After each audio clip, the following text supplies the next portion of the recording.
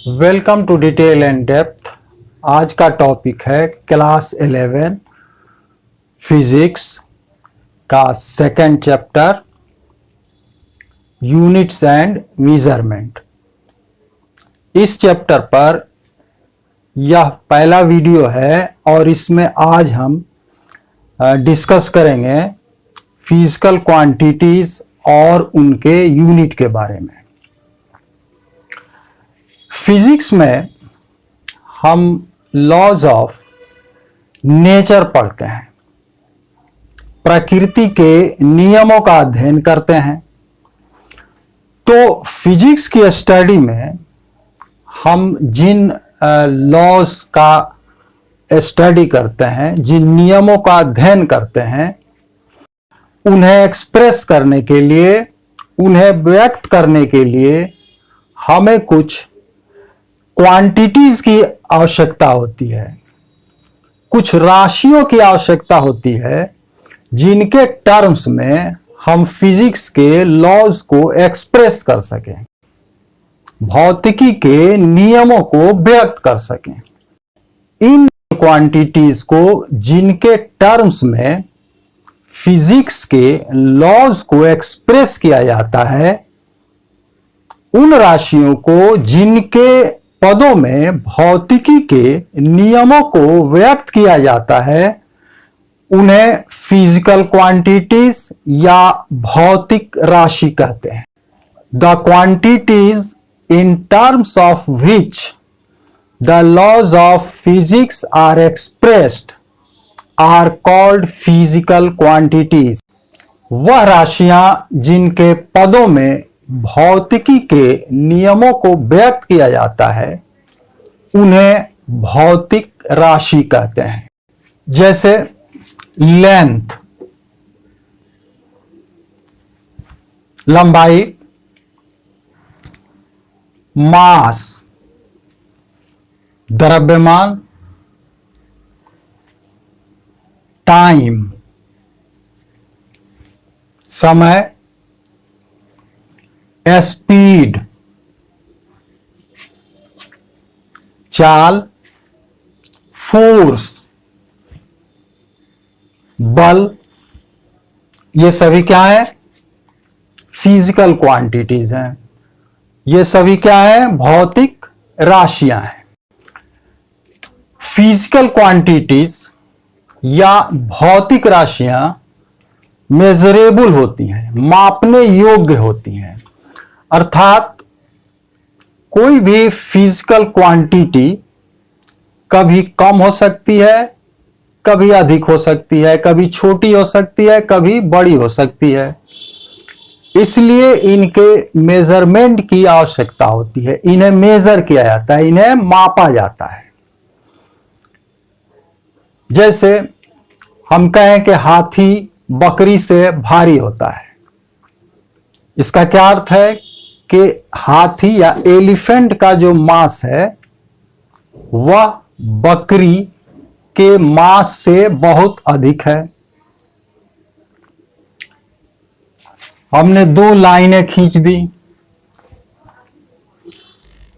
ये लाइन बड़ी है और ये लाइन छोटी है। इस प्रकार हम देखते हैं कि ये जो भी भौतिक राशियां या फिजिकल क्वांटिटीज हैं, ये कभी छोटी होती हैं, कभी बड़ी होती हैं। इसलिए इन्हें मेजर करने की, मापने की आवश्यकता होती है। Physical quantities are measurable.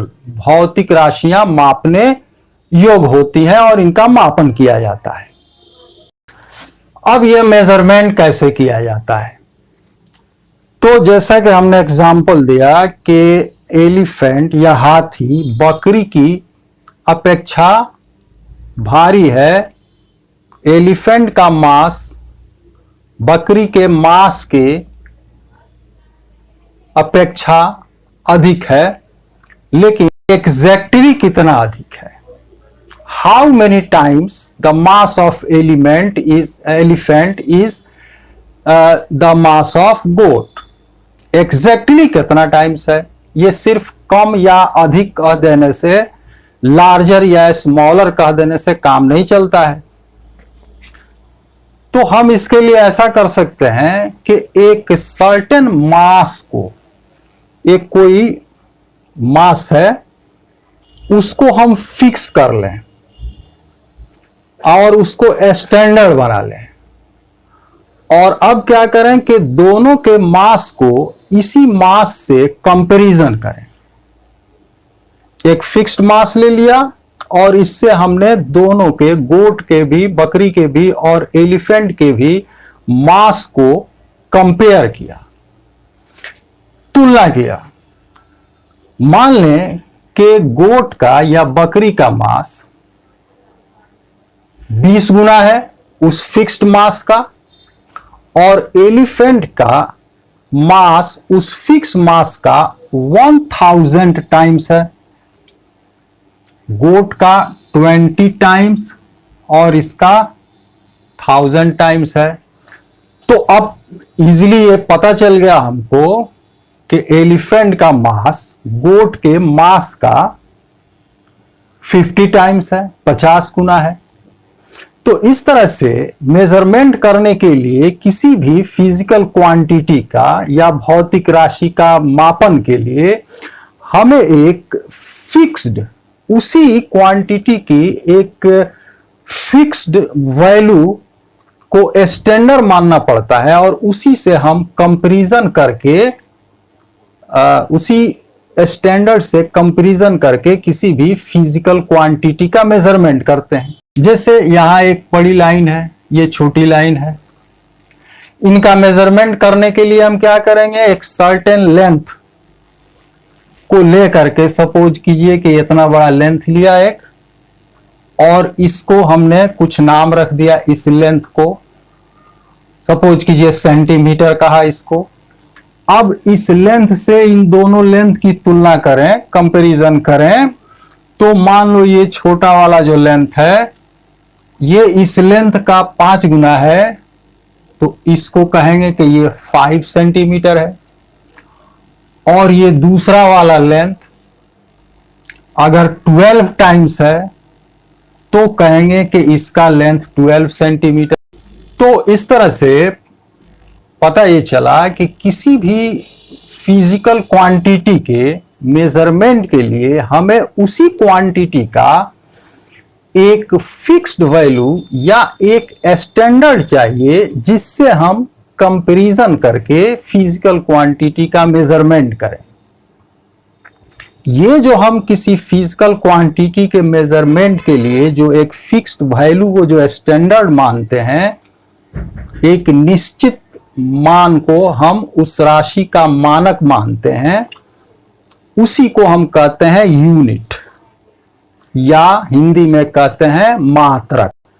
To measure a physical quantity we need some standard of that quantity for comparison. This standard is called unit. किसी भौतिक राशि को मापने के लिए हमें एक मानक की आवश्यकता होती है, जिससे मापी जाने वाली राशि की तुलना की जा सके। इस मानक को मात्रक कहते हैं। अब किसी भी मेजरमेंट के 2 पार्ट होंगे। पहला पार्ट एक नंबर होगा जो यह बताएगा कि यह राशि एक स्टैंडर्ड वैल्यू या यूनिट का कितना गुना है, और दूसरा पार्ट उस स्टैंडर्ड वैल्यू या यूनिट का नाम होगा। जैसे हम कहते हैं कि यह लेंथ 5 मीटर है,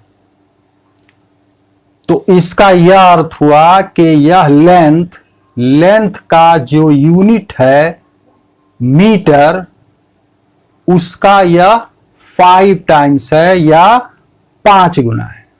अब फिजिकल क्वांटिटीज या भौतिक राशियों की संख्या बहुत अधिक है। There are a large number of physical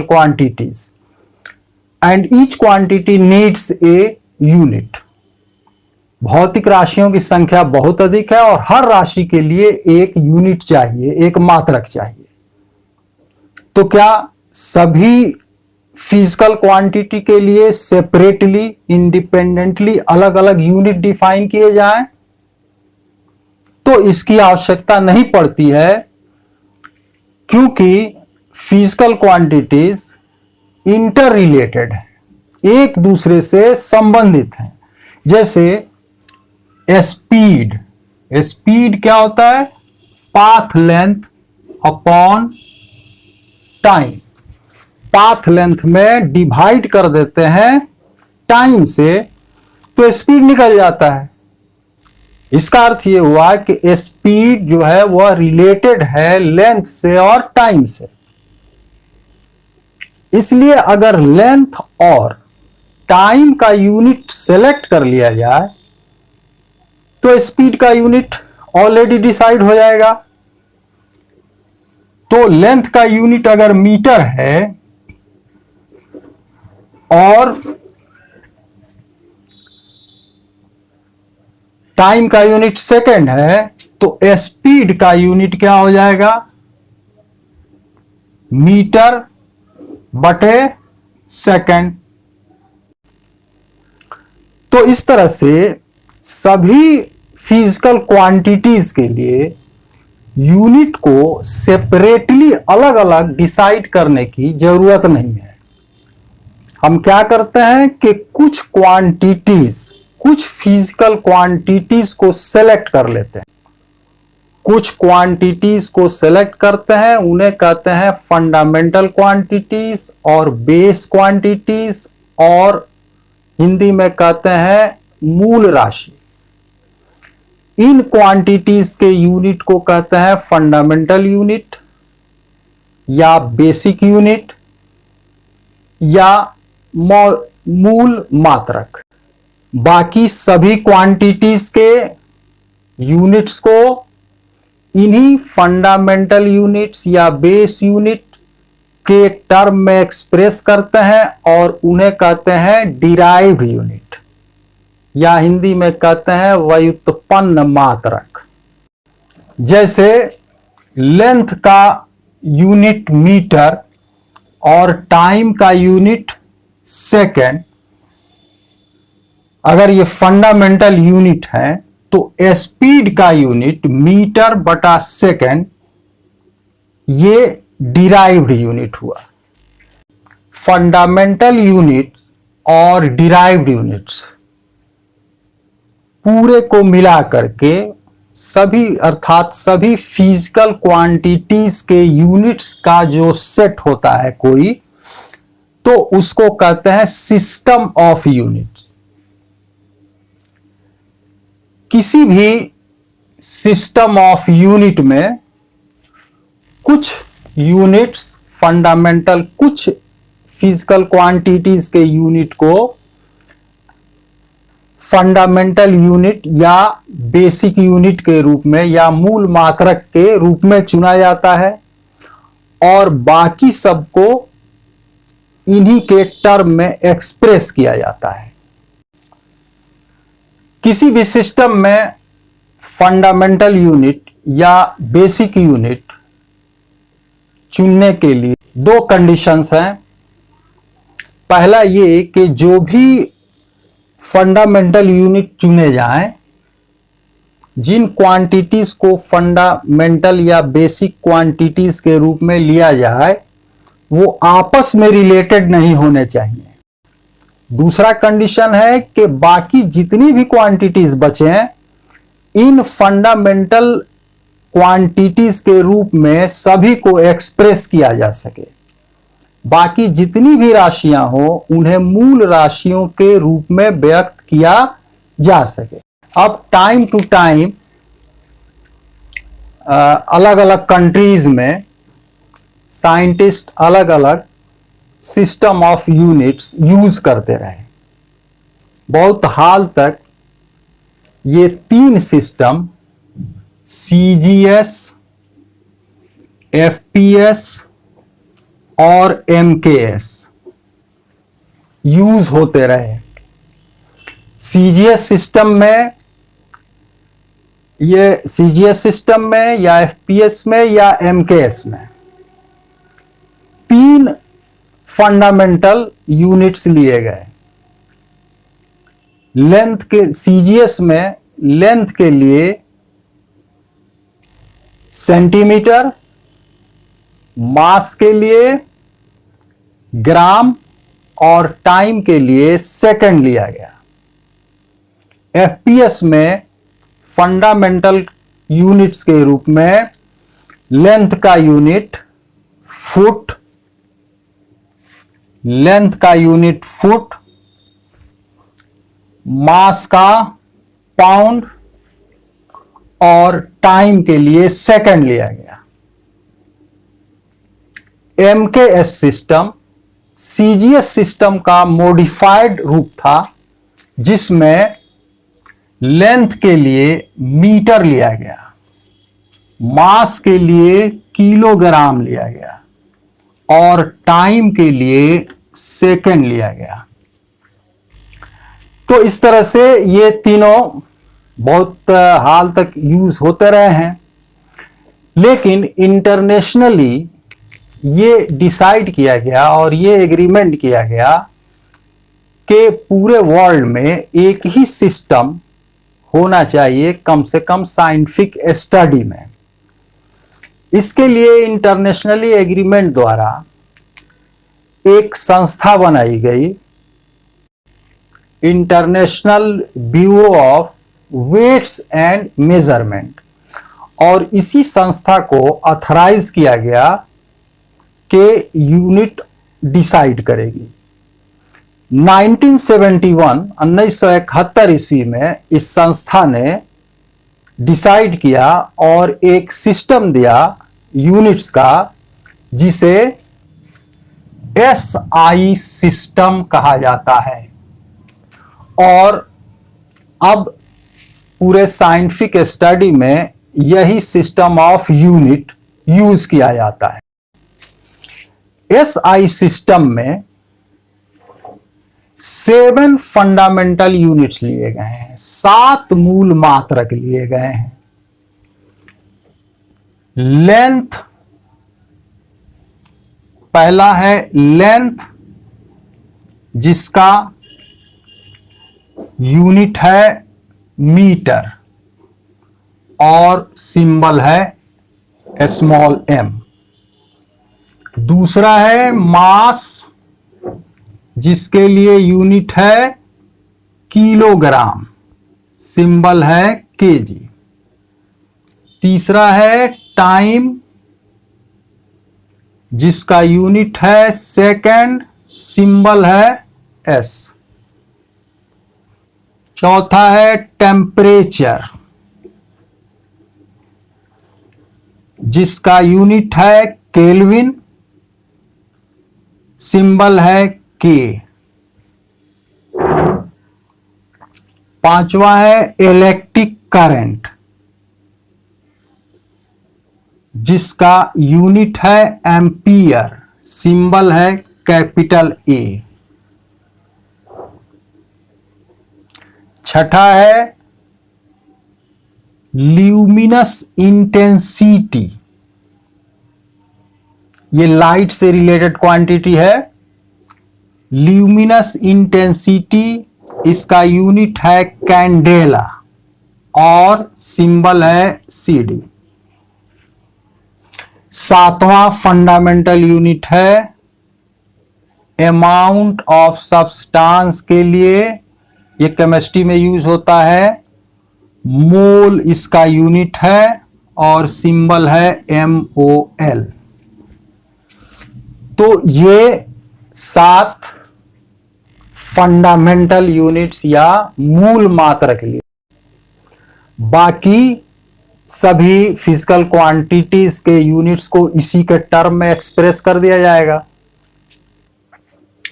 2 इसमें कॉम्प्लीमेंट्री यूनिट्स या सहायक मात्रक बोला जाता है, वो भी लिए गए। प्लेन एंगल, इसके लिए रेडियन और सिंबल है RAD, रैड। दूसरा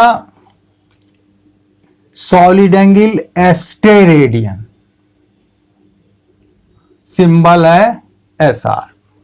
SI यूनिट को बड़ा या छोटा करने के लिए कुछ प्रीफिक्स यूज किए जाते हैं। ये प्रीफिक्स आपको किसी भी बुक में मिल जाएंगे, जो यूनिट के पहले यूज करने से उसका कुछ मीनिंग बदल जाता है। जैसे होता है कि जैसे किलो, इसके लिए सिंबल है K, और किलो का मतलब होता है 10⁻³ तो अगर हम लिखते हैं KM, तो ये K stands for kilo, M stands for metre, तो किलोमीटर का मतलब हुआ 1000 मीटर या 10⁻³ मीटर। उसी तरह से सेंटी प्रीफिक्स है, जिसका मतलब होता है 10⁻⁻²। तो अगर हम लिखते हैं सेंटीमीटर CM, तो ये सेंटी का मतलब हुआ 10⁻⁻², M का मतलब हुआ मीटर, सेंटीमीटर का मतलब हुआ 10⁻⁻² मीटर। अब SI सिस्टम में जब हम यूनिट्स को लिखते हैं तो कभी भी SI यूनिट लिखने के लिए कैपिटल लेटर का यूज नहीं होता है। जैसे न्यूटन फोर्स का यूनिट है, तो न्यूटन कभी भी यूनिट में ऐसे कैपिटल N से ये नहीं लिखा जाएगा, इसे स्मॉल n से लिखा जाएगा।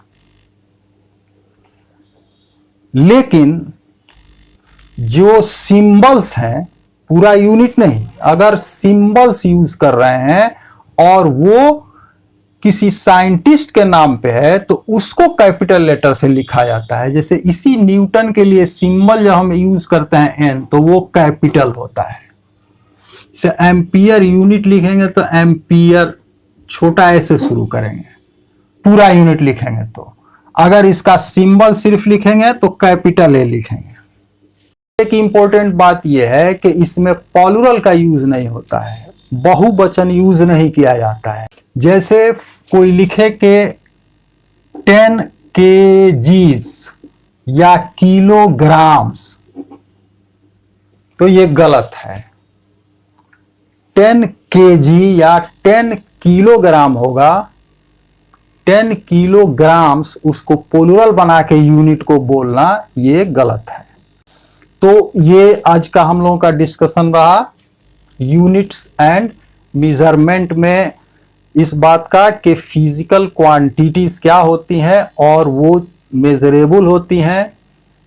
फिजिकल क्वांटिटीज वो क्वांटिटीज होती हैं जिनके टर्म्स में फिजिक्स के लॉज को एक्सप्रेस किया जाता है, और वो मेजरेबल होती हैं, उन्हें मेजर किया जाता है, उन्हें मापा जाता है।